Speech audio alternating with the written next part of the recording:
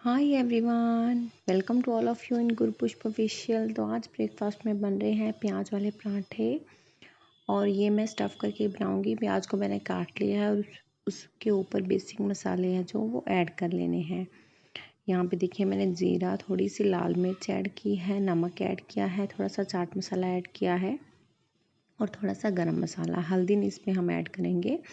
और उसके बाद जैसे आलू की स्टफिंग करती हैं वैसे ही स्टफिंग करके हम पराठा बना लेंगे और इसको घी लगा के सेक लेंगे। बहुत ही यम्मी बनते हैं ये पराठे, चाय के साथ या फिर दही के साथ आप ले सकते हो।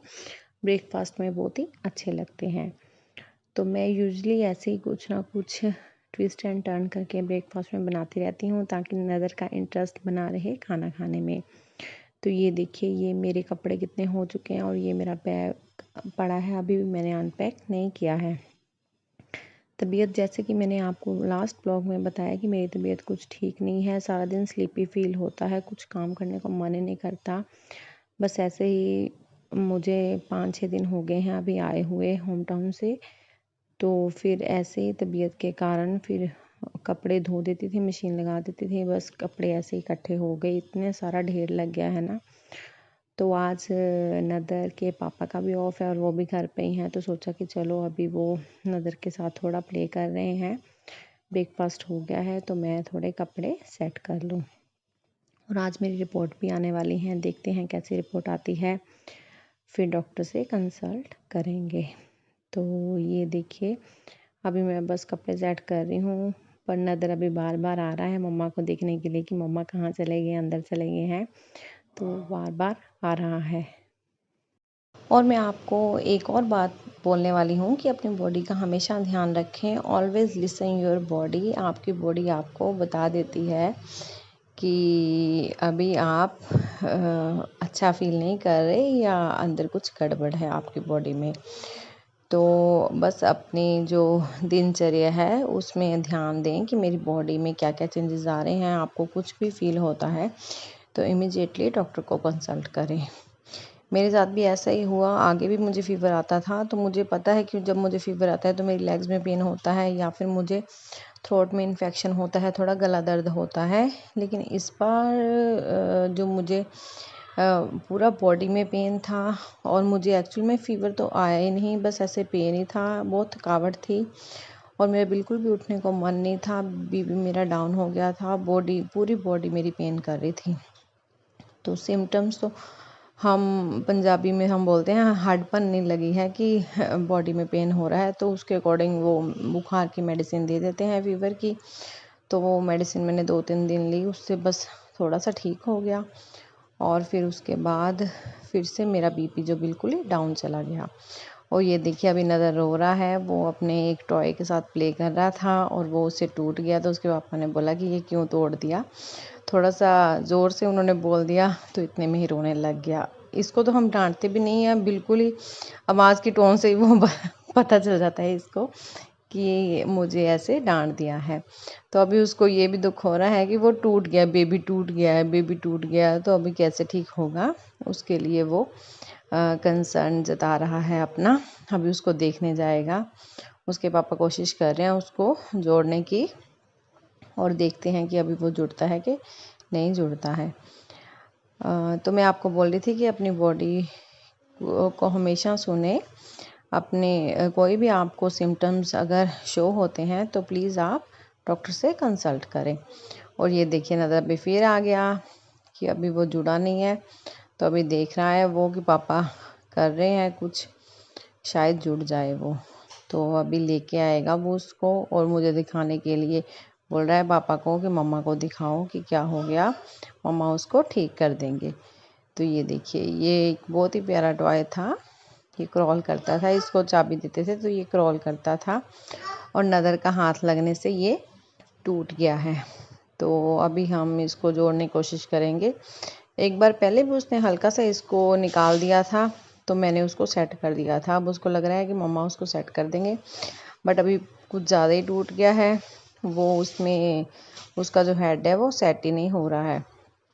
तो देखते हैं आप कैसे सेट करेंगे। नदर भी कोशिश कर रहा है इसको जोड़ने की, पर अभी वो जुड़ेगा तो नहीं। चलो देखते हैं आगे अभी देखिए कितना वो कॉन्शियस हो गया है कि मैं इसको जोड़ूंगा। तो चलिए अब इसको रख देते हैं साइड में और जल्दी से मैं कपड़े निपटाती हूँ। बहुत ही ज़्यादा कपड़े हैं मुझे समझ में नहीं आ रहा कि ये ख़त्म क्यों नहीं हो रहे, और बीच बीच में नदर भी मुझे आके परेशान कर रहा है। उसको ऐसा तो बिल्कुल नहीं होता कि पापा हैं तो पापा के साथ ही मैं उधर प्ले कर रहा हूँ। उसको आना ही होता है मम्मा के पास थोड़ा देखने के लिए कि मम्मा क्या कर रहे हैं, थोड़ा काम को अस्त व्यस्त करने के लिए। जो कपड़े मैंने प्रॉपर तय किए होते हैं ना उनको ही आके वो छेड़ता है। जो ऐसे बिखरे पड़े कपड़े हैं उनको बिल्कुल नहीं छेड़ता वो।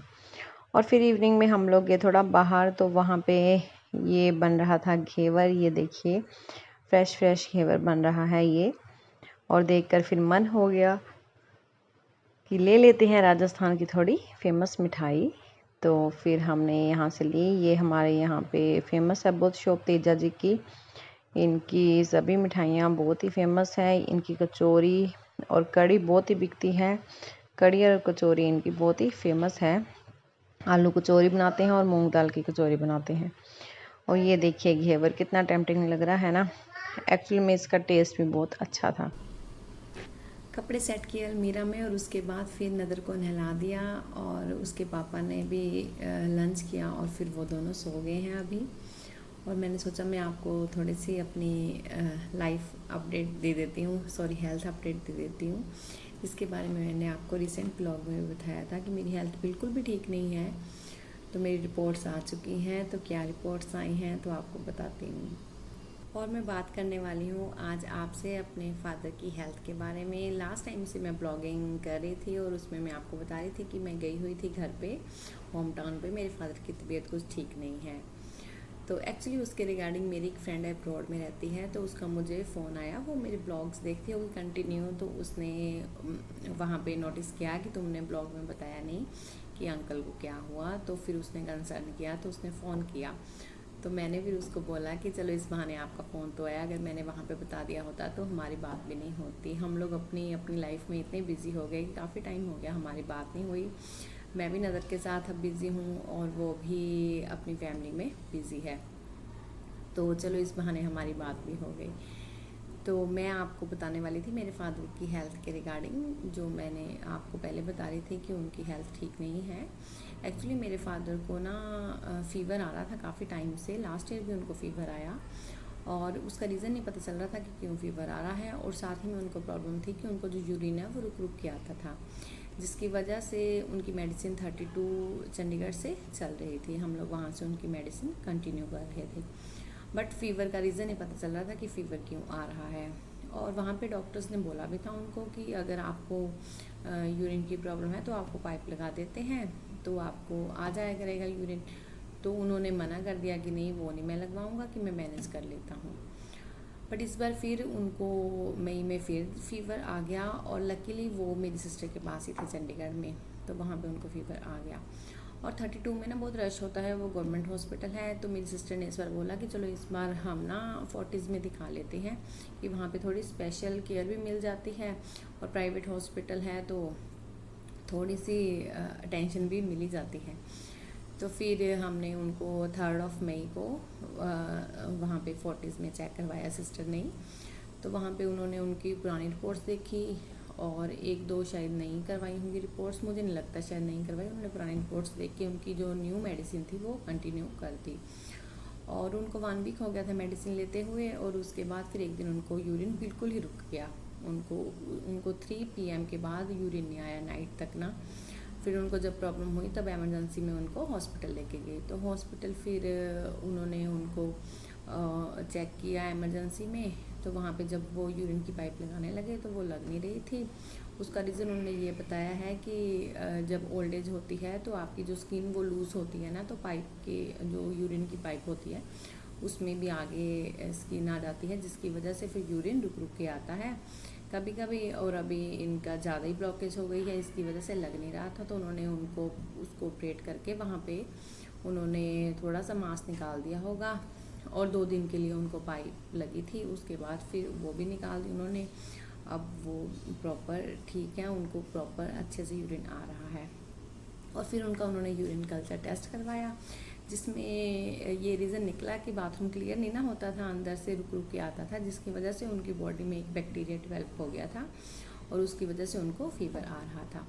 तो उसके लिए उनको फिर उन्होंने इंजेक्शन लगाए, 10 इंजेक्शंस लगे उनको, डेली लगता था, ड्रिप में डाल के लगते थे, काफ़ी स्ट्रॉन्ग इंजेक्शंस थे। जिसके बाद फिर उनको फीवर नहीं आया, वो बैक्टीरिया बिल्कुल ही अंदर से क्लियर हो गया। उसकी वजह से ही मैं गई हुई थी घर पे, उनको थोड़ा सा डाइट में प्रिकॉशंस बताई हुई थी। तो वो ऑपरेशन वगैरह तो सारा कुछ दीदी ने करवा दिया था, बस जो उनकी बाद में डाइट की केयर थी जो भी था उसके लिए मैं गई हुई थी। कि फिर उन्होंने हम होम टाउन भी जाना था चंडीगढ़ से, तो फिर मैं चंडीगढ़ गई थी, तो उनके साथ ही फिर वहाँ से हम घर चले गए थे। तो ये थी मेरे फादर की हेल्थ अपडेट। और मेरी हेल्थ अपडेट की रिपोर्ट भी आ चुकी है और मुझे विटामिन D3 की डेफिशिएंसी आई है। उसमें डॉक्टर ने बोला है कि आपको मंथ में आपको हर वीक लगेगा एक इंजेक्शन। काफ़ी लो है मेरा विटामिन D3, 30 to 50 के बीच में होना चाहिए, जबकि मेरा वो 10 है, तो काफ़ी लो है। उन्होंने मुझे बोला है कि आप सनलाइट में बैठें, कुछ डाइट बताई है वो लेने को बोला है, और बाकी इंजेक्शन लगेंगे। एक इंजेक्शन मुझे लग चुका है, जो इंजेक्शन लगा है वो D3 का 6 लाख यूनिट्स का था, क्योंकि काफ़ी लो है मेरा विटामिन D। इसमें क्या है, फिर बोन्स भी वीक हो जाती हैं। साथ ही में उन्होंने मेरा एक सीरम कैल्शियम का टेस्ट करवाया है, वो मेरी रिपोर्ट ठीक आई है कैल्शियम की, बस D3 कम है, तो उसके लिए ज़्यादा से ज़्यादा उन्होंने बोला है कि सनलाइट में बैठिए। तो उसके लिए अभी मैं अपनी डाइट थोड़ी चेंज करूँगी और थोड़ी सी प्रिकॉशंस लूँगी, फिर आगे देखती हूँ कि कैसे होती है हेल्थ। वन इंजेक्शन लगने से ही मुझे काफ़ी लग रहा है कि अभी पहले मुझे बहुत ज़्यादा नींद आती थी, अब मुझे नींद आ ही नहीं रही है। बाकी आगे देखते हैं कि कैसे है। आगे मैं थोड़ा सा काम करती थी, थक जाती थी, बट 6 लाख यूनिट लगे हैं तो कुछ तो उसका असर होगा ही बॉडी में। अभी तो फर्स्ट इंजेक्शन ही लगा है, तो देखते हैं कि आगे कैसे हेल्थ रहती है। आपको साथ ही साथ अपडेट करती रहूँगी। तो ये था आज का मेरा छोटा सा ब्लॉग। आपको कैसा लगा मुझे कमेंट करके ज़रूर बताएं, और इस वीडियो को लाइक करें और मेरे चैनल को सब्सक्राइब करें। जल्दी आपको न्यू ब्लॉग के साथ मिलती हूँ। Till then, thank you so much for watching. Keep spread positivity. Love you all.